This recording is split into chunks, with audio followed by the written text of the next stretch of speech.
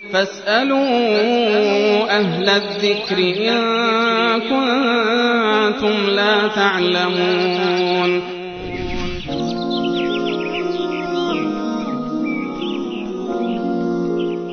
بیننده بعدی در مورد سوالشون در مورد این است که آیا برای پریدن چشم اعتقاد داشته باشیم یا نه؟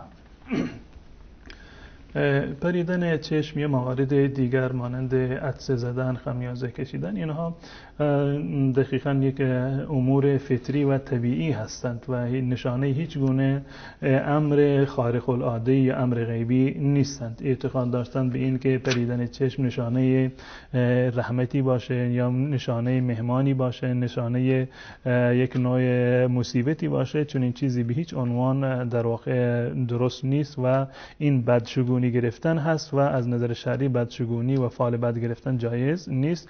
و تنها چیزی رو که رسول الله صلی الله علیه وسلم میپسندیدند فال نیک بود. فال نیک اونم از مواردی که در واقع یک نوع مشابهتی رو داشته باشند، یک نوع سببی رو داشته باشند.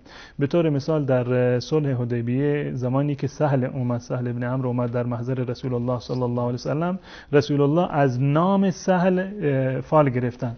این سهل به معنی آسانی. وقتی که این سهل رو دیدن که به نمایندگی از کفار اومده، رسول الله صلی الله علیه وسلم فال نیک گرفتن، گفت این سهل اومد، پس بنابراین برای ما گشایشی خواهد بود. از نام که از نام نیک و از این اتفاقات نیک می شود که فال نیک گرفت. اما بدشگونی کردن از موارد غیر اختیاری مانند پریدن پلک باشه یا خمیازه کشیدن یا عدسه کردن، چون این چیزی در شریعت اسلامی ثابت نیست و اعتقاد داشتن هم در این زمینه درست نیست.